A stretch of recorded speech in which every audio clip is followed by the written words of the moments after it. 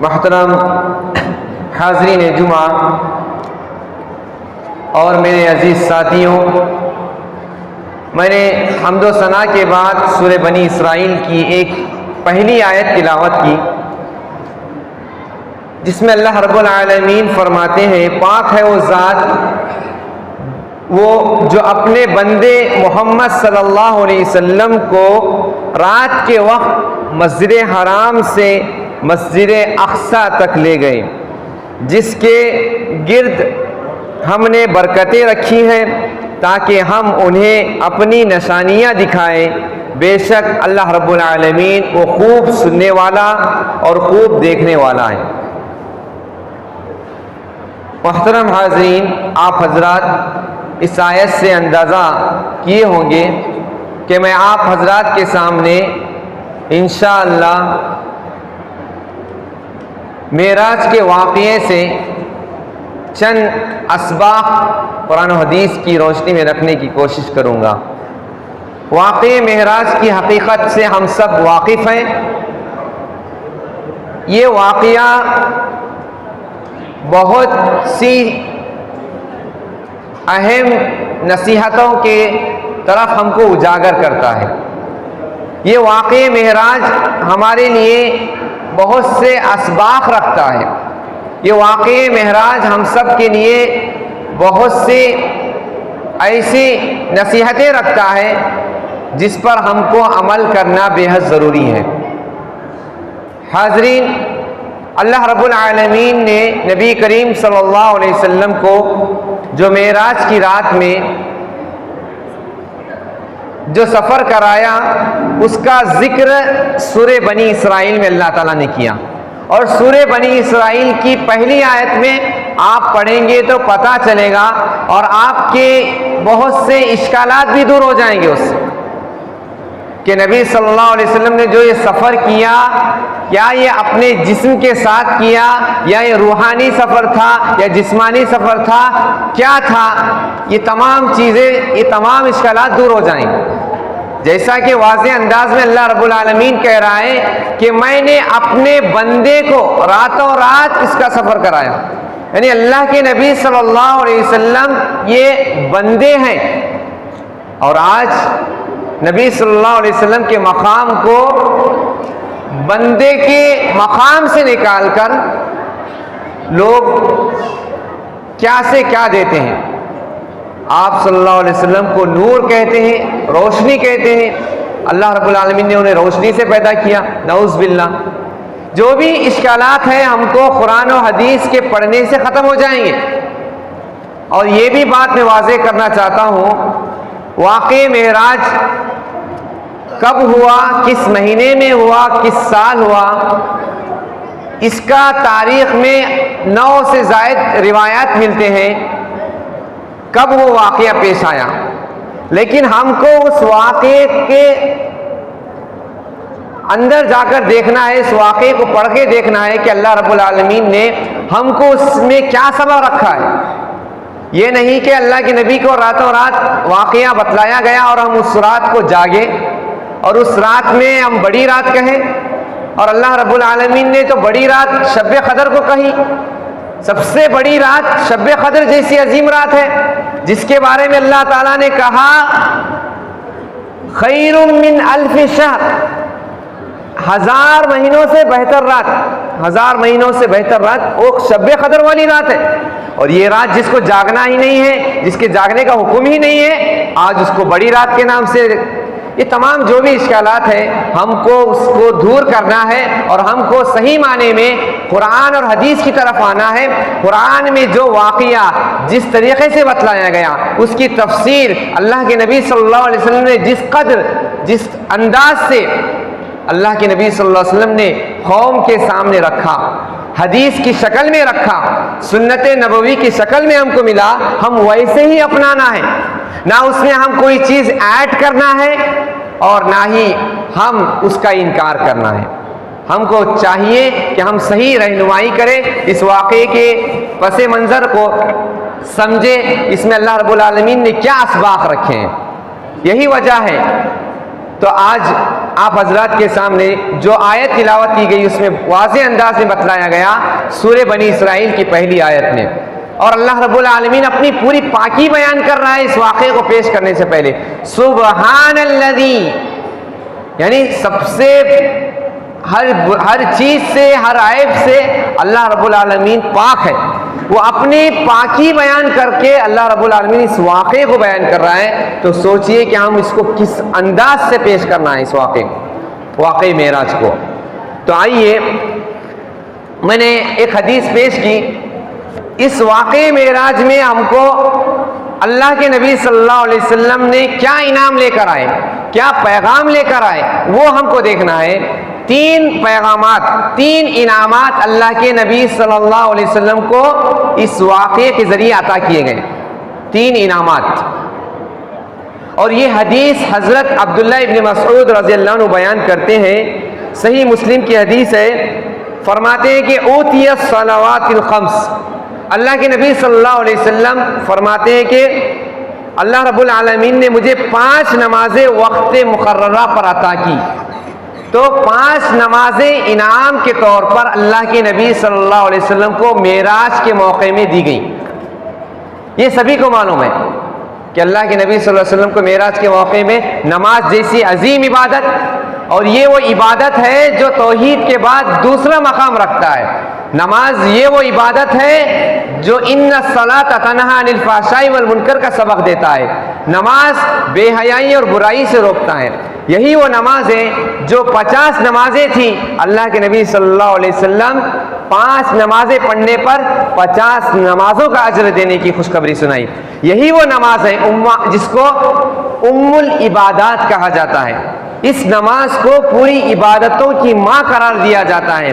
ये नमाज हम 5 वक्त की पढ़े जो अल्लाह रब्बुल आलमीन ने नबी सल्लल्लाहु अलैहि वसल्लम को मेराज के मौके पे दिया। तो क्या हम इस सबक को भुला दिए हैं? क्या हम ये तोहफा हासिल करके महरूम हो रहे हैं? ये हमको देखना है। तो पहला इनाम 5 नमाजें, इसके तफसील में इंशाअल्लाह आगे बातें आएंगी। दूसरा इनाम जो अल्लाह के नबी सल्लल्लाहु अलैहि वसल्लम को दिया गया, वो इनाम हमको याद रहना चाहिए। वो इनाम हमने पा लिया है, हमने हासिल भी किया है, और हमको अभी तक उसकी खबर नहीं कि वो इनाम अल्लाह के नबी सल्लल्लाहु अलैहि वसल्लम को जो दिया गया था, वो इनाम हमने अपने सीनों में नहीं रखा। वो कौन सा इनाम है? वऊतिया खवातिम सूरतिल बक़रा।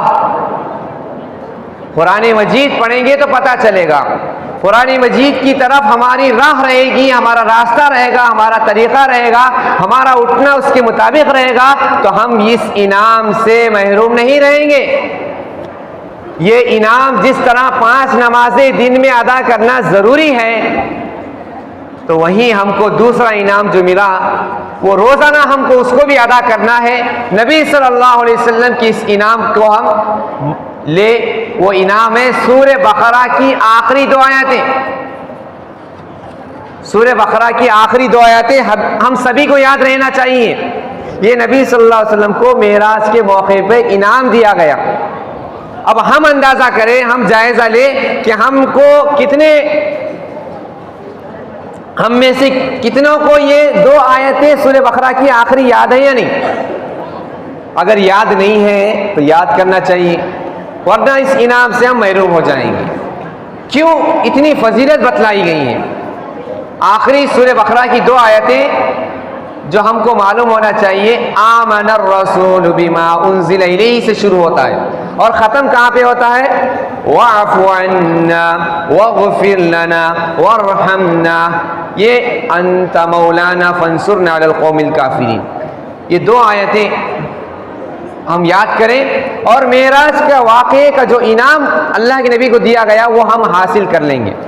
और याद करने के साथ कब पढ़ने का हुक्म दिया, ये भी वाक़या हमको मालूम होना चाहिए कि मेराज की जो ये 2 आयतें सूरह बकरा की दी गई, वो हमको रात में सोने से पहले पढ़ के सोना है। तो सोचिए, जहाँ 5 नमाजें हम रोज़ाना पढ़ते हैं, वहीं हमको हुक्म भी दिया गया कि सूरह बकरा की 2 आयतें आखिरी सोने से पहले क़ब्ल पढ़ के सो जाएं। तीसरा इनाम अल्लाह के नबी सल्लल्लाहु अलैहि वसल्लम को जो दिया गया मेराज की रात, ये इनाम तो अल्हम्दुलिल्लाह हम सब ने पाया है। लेकिन कुछ चीज़ों में आकर हम उस इनाम से महरूम हो जा रहे हैं। वो क्या इनाम है? तीसरा इनाम, अल्लाह के नबी सल्लल्लाहु अलैहि वसल्लम फरमाते हैं, लिमन लम युशरिक बिल्लाहि मिन उम्मतिही शैअन अल मुक़हिमात। सही मुस्लिम की हदीस है कि आप सल्लल्लाहु अलैहि वसल्लम के अल्फाज है, फरमाते हैं कि आपके हर उस उम्मती की मग़फ़िरत होगी जो शिरक नहीं करेगा। हम बहैसियत मुसलमान हैं, हम आदम अलैहिस्सलाम की औलाद हैं, हम सब जानते हैं कि हम मुस्लिम हैं और हम तमाम अंबिया अलैहिस्सलातु वस्सलाम की तालीमात पर अमल करते हैं। तो वहीं तमाम अंबिया अलैहिस्सलाम के आने इस दुनिया में उनका मकसद, उनकी दावत, उनका यहाँ रहना, उनका यहाँ इस ज़िंदगी को गुजार के जाना, वो तौहीद का पैगाम था।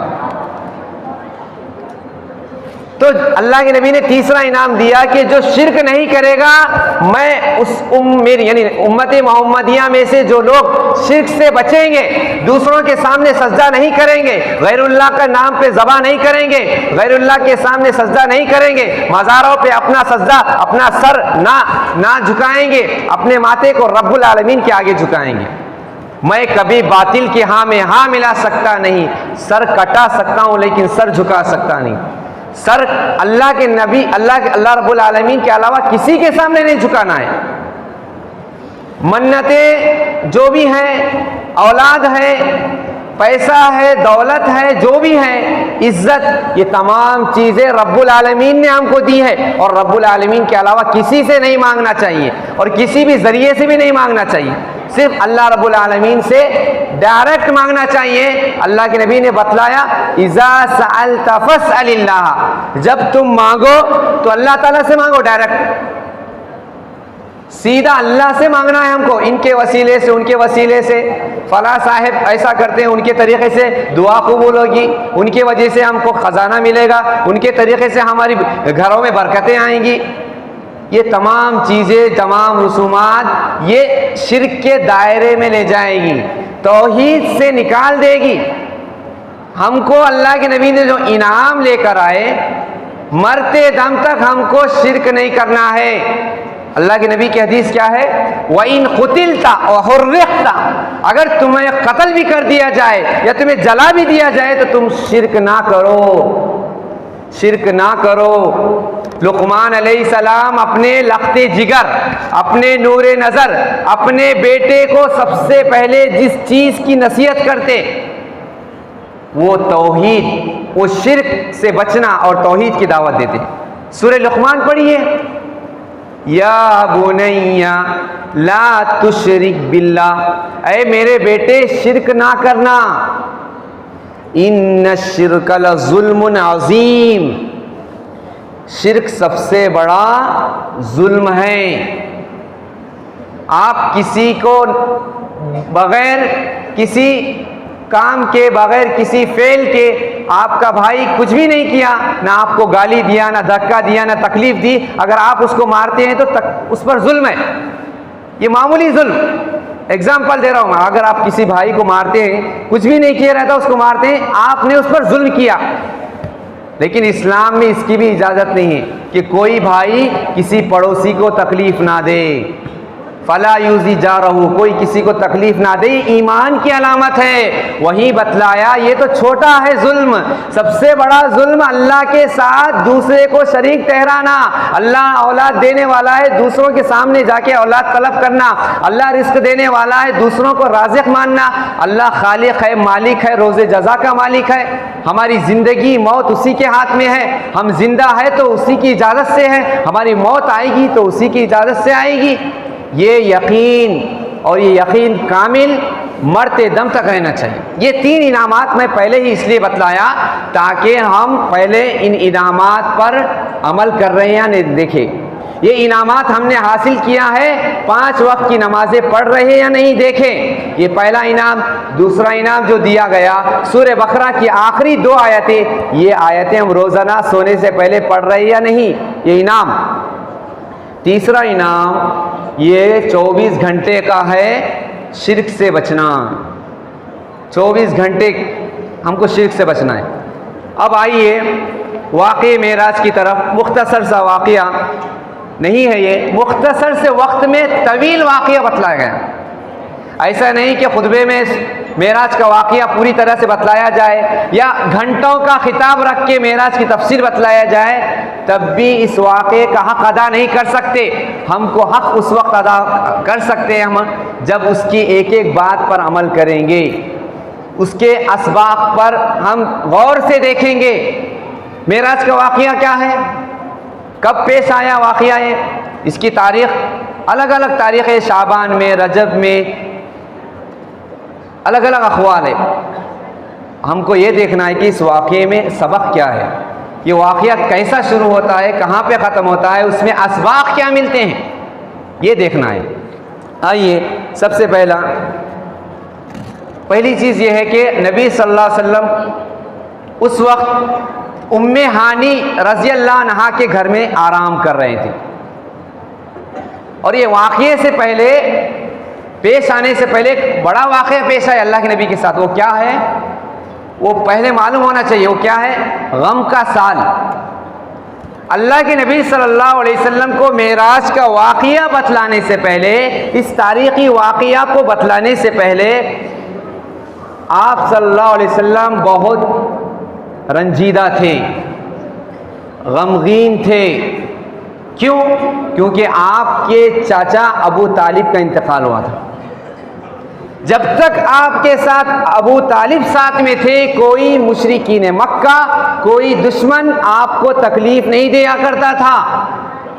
अबू तालिब का इंतकाल हुआ, वहाँ पे चंद दिनों के बाद फिर हज़रत खदीजा रज़ी अल्लाह अन्हा का इंतकाल हुआ। इसीलिए उस साल को गम का साल कहते हैं। उसके बाद अल्लाह तबारक तआला ने नबी सल्लल्लाहु अलैहि वसल्लम को ये मेराज का वाक़या बतलाया। अब उस वाक़ये के वक्त अल्लाह के नबी उम्मे हानी रज़ी अल्लाह अन्हा के घर में आराम कर रहे थे। तो हज़रत जिब्राईल अलैहिस्सलाम आए और आपको ले गए और क्या किया, आपके दिल को शक्के सदर किया गया। शक्के सदर यानी आपके दिल को जमजम के पानी से धोया गया। और हदीस इस तरह की है कि रसूल सल्लल्लाहु अलैहि वसल्लम के सीने मुबारक को चाक करके सोने की तश्त में रखकर जमजम के पानी से धो लिया गया और उससे ईमानी और हिकमत से लबरेज भर दिया गया। ये अल्लाह के नबी सल्लल्लाहु अलैहि वसल्लम के साथ पेश आया। आपके सीने को चाक कर दिया गया, आपके दिल को जमजम के पानी से धोया गया। ये वाक़या 2 मरतबा पेश आया। एक बचपन में जब आप सल्लल्लाहु अलैहि वसल्लम बचपन में खेल रहे थे, कूद रहे थे, उस वक्त पेश आया। और दूसरा वाक़या ये मेराज के मौके पर। ये वाक़या, इससे हमको ये सबक मिलता है कि एक रूहानी, एक जन्नत जहन्नम का मंजर दिखाया जा रहा है, तो आपके दिल को पूरा ईमान से मुनव्वर कर दिया जाए। इसलिए हम भी अपने दिल को रोज़ाना ईमान से मुनव्वर करें। कैसा? कुरान मजीद की आयतों से, नबी सल्लल्लाहु अलैहि वसल्लम के इरशादात से, नमाज़ें पढ़ के, अला बिज़िक्रिल्लाहि तत्मइन्नुल क़ुलूब, हमारा दिल सुकूनत का हामिल, हमारा दिल मुतमईन होना है तो हम नमाज पढ़ें, वहीं पे हमको सुकून मिलेगा। तो जमजम के सिलसिले में हमको मालूम होना चाहिए। यहाँ एक सबक ये भी मिलता है जमजम के पानी के बारे में अल्लाह के नबी ने कहा, माउ जमजमी लिमा शुरिब लह, जो भी आदमी, जो भी शख्स, जो भी लड़का हो या लड़की, कोई भी जिस नीयत से जमजम का पानी पिएगा, उसकी नीयत पर वो दुआ कबूल हो जाएगी। नीयत अगरचे दुरुस्त होना चाहिए, उसकी दुआएं कबूल होगी। जमजम का पानी पीकर नीयत अच्छी दुआएं करेंगे तो उसकी दुआएं कबूल होंगी। अल्लाह के नबी सल्लल्लाहु अलैहि वसल्लम की हदीस है। और जमजम का पानी जो है उसके बारे में तो हमको मालूम है, अल्लाह के नबी सल्लल्लाहु अलैहि वसल्लम ने जो जमजम के पानी से अल्लाह के नबी सल्लल्लाहु अलैहि वसल्लम के दिल को धोया गया, वो पानी इतना अहम है और क़यामत तक ये जारी रहेगा।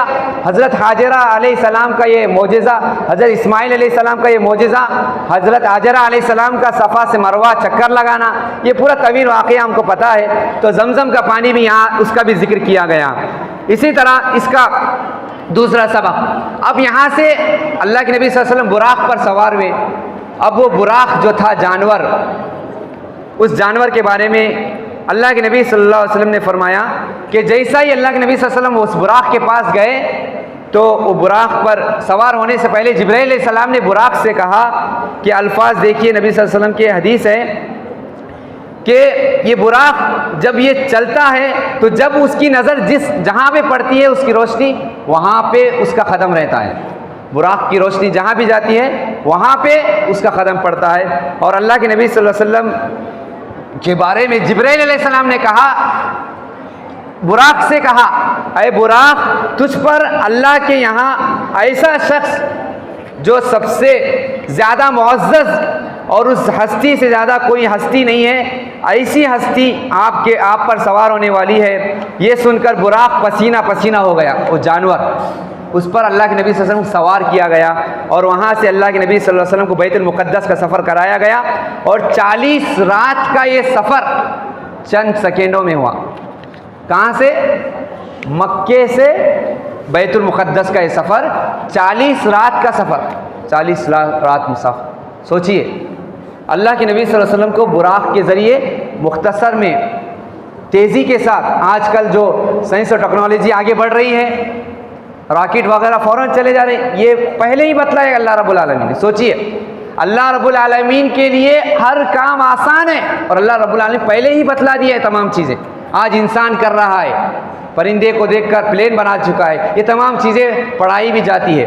तो बुराक कितनी तेज़ी के साथ चला गया, ये सोचिए कि अल्लाह रब्बुल आलमीन के लिए, ये इसमें हम सब के लिए अल्लाह रब्बुल आलमीन कितने असबाब रखे और वहाँ पे जाकर बैतुल मुक़द्दस में तमाम नबियों की इमामत करवाई।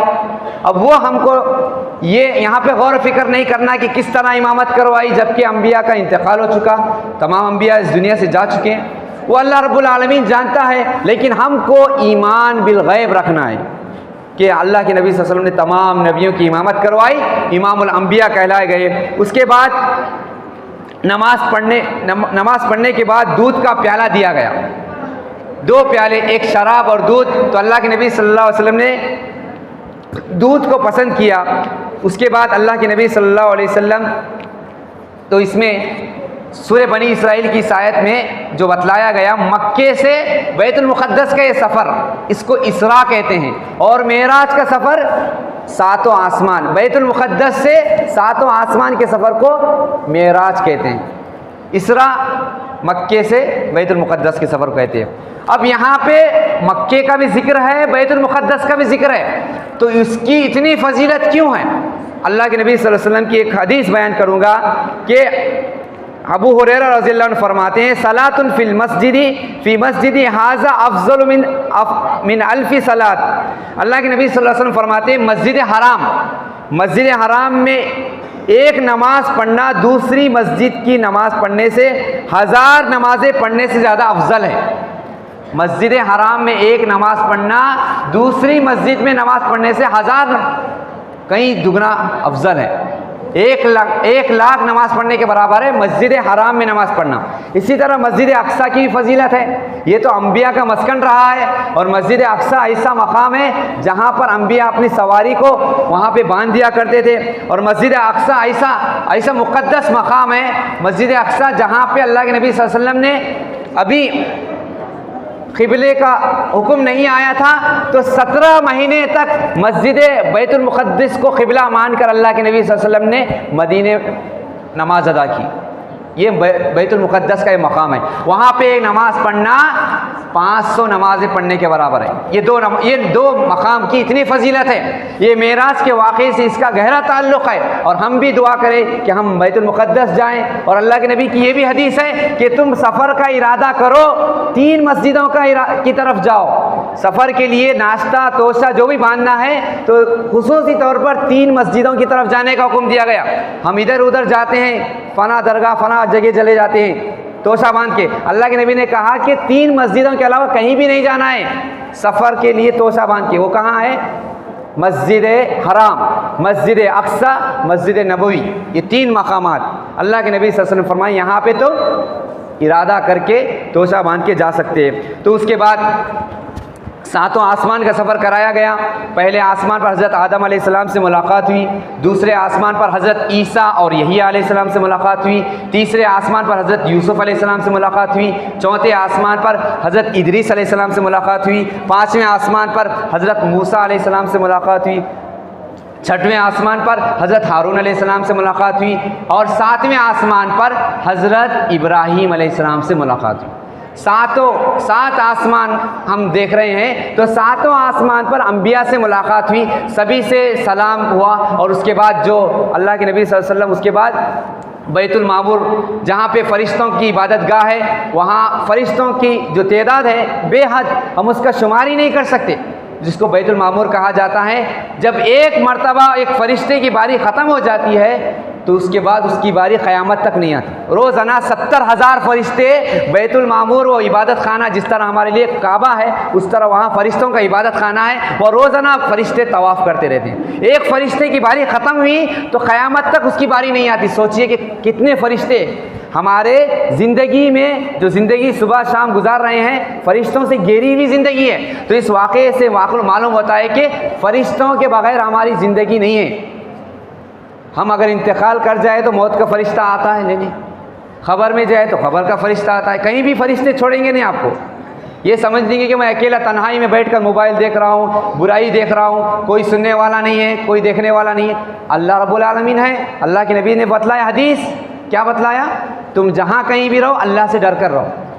फ़रिश्ते हमारे आमने सामने आजू बाजू है, कहीं भी जाओ, इस मजलिस में ही फ़रिश्ते हैं। जुमा के दिन अल्लाह के नबी ने तो कहा, खुतबा शुरू होने से पहले फ़रिश्ते रजिस्टर में नाम लिखकर बैठ जाते हैं और खुतबा सुनते रहते हैं, पूरा फ़रिश्ते भी सुनते रहते हैं। जहाँ भी दीनी मजलिस होती है वहाँ भी फ़रिश्ते होते हैं। तो खुलासे कलाम यह है कि वक्त हो चुका है। तो इस वाक़े मेराज से 3 इनामात अल्लाह के नबी को दिए गए। एक 5 वक्त की नमाज़ें हम रोज़ाना पढ़े, ये इनाम हम हासिल किए हैं। रोज़ाना इन नमाज़ों को पढ़े, 50 नमाज़ें पढ़ने के बराबर सवाब और हमारे गुनाह माफ़ हो जाएंगे। दूसरा इनाम अल्लाह के नबी ने फरमाया, वो 2 आयतें सूरह बकरा की आखिरी 2 आयतें, आमन रसूल बिमा उन्ज़िला, ये 2 आयतें हम पढ़े, उसकी इतनी अहमियत है, रात में सोने से पहले पढ़ने का है हुक्म। ये दूसरा इनाम, ये 2 आयतें सूरह बकरा की। तीसरा इनाम, शिर्क से, जो मेरी उम्मत में शिर्क से बचेगा उसकी मग़फ़िरत हो जाएगी। चाहे वो चोर हो, चाहे वो ज़ानी हो, कुछ भी बड़ा गुनाह किया हो, लेकिन अगर वो शिर्क से बचता है, बड़ा गुनाह है अल्लाह के सिवा किसी और के सामने ना सजदा करना है, ना औलाद मांगना है। अल्लाह ताला हमको शिर्क अकबर यानी शिर्क से हम सब की हिफाजत फरमाए और 3 इनामात हमको अता फरमाए। अल्लाह रब्बुल आलमीन से दुआ है कि अल्लाह ताला जो हज़रात बीमार हैं उन्हें शिफाए कामिला आजिला अता फरमाए। अल्लाह रब्बुल आलमीन हमारे इस बैठने को कबूल फरमाए। अल्लाह रब्बुल आलमीन हमारी नमाज़ों